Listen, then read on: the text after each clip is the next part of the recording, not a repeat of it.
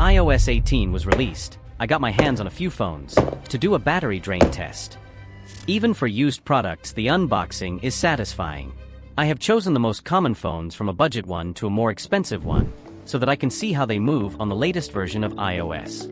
The first one from the left is the iPhone 11, which has been used for several years and the battery health is at 84%. Next up is this simple iPhone 12, which has slightly better battery health, so we'll see how it does with 87% battery health. The third, which comes in pink, is an iPhone 13 with 84% battery health. And the last one is this iPhone 14, which is the newest and has a battery health of 98%. In order for the test to be as relevant as possible, all devices are reset and have the same settings, automatic brightness is disabled, are connected to the same wireless network, the brightness is identical, are fully charged, and each of them is running the latest software version, which is iOS 18. I have prepared some apps that we use in our daily life that will run for an hour, one at a time, so that videos on YouTube will run for an hour. One of the most loved games on the smartphone, PUBG, I will use the camera in video recording mode, and the TikTok app. In the first stage, I will leave the phones with the home screens on for an hour.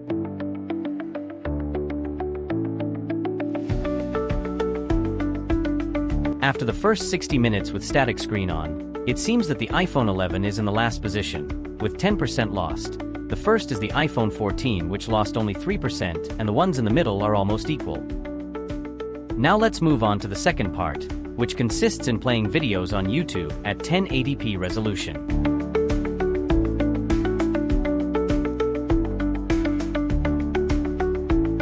Two hours have passed and the trend continues.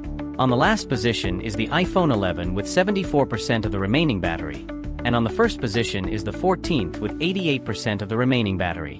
One of the best game on smartphones that many love is going to run in the next hour, so I start PUBG Mobile and try to play on all devices.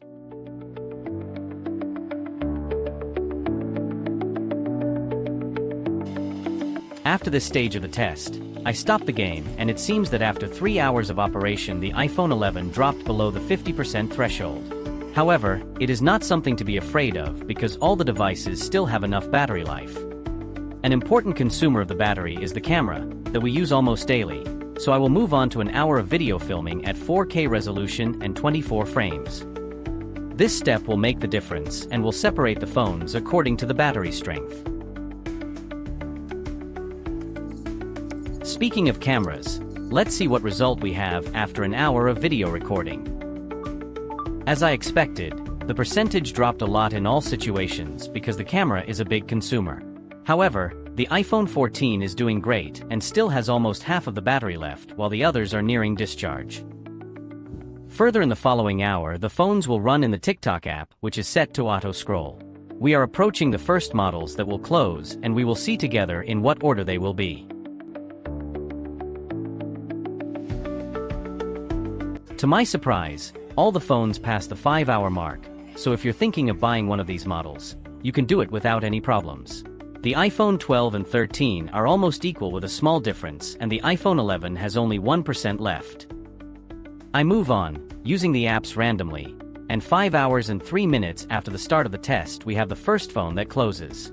It handled well, and considering its age it is a phone that is still worth buying, and with iOS 18 it moves well without problems. The next one to close is the iPhone 13, which lasted 5 hours and 49 minutes. Very close to it, at a difference of about 6 minutes, the iPhone 12 also shuts down.